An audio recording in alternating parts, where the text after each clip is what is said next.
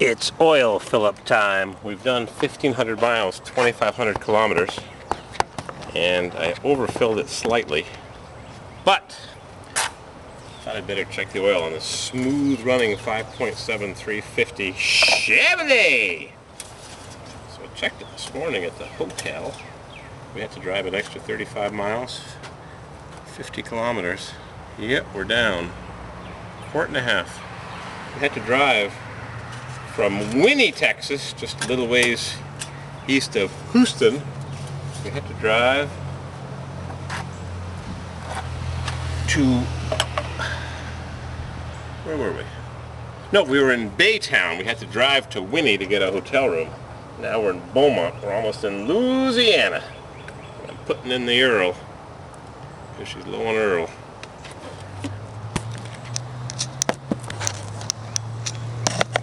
How's that? Mississippi will be here any second. There we go.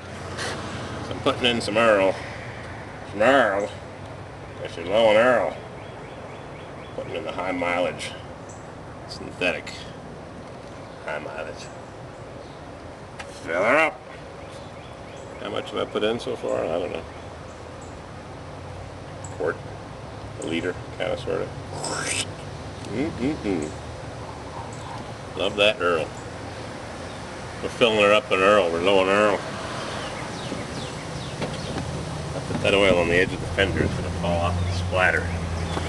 Not enough the camera's going to fall down. Let's see what we're doing here. How's the Earl? I don't know if it's had a chance to get to the bottom of the engine, but oh yeah, we're getting up there. We're on a bit of an incline, decline. We're on an angle.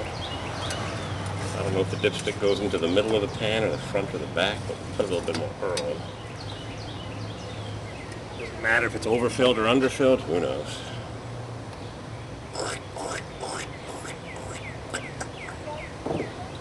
Yes, I did. Ice in the cooler, just where it belongs on this hot, hazy, and humid day. HHH.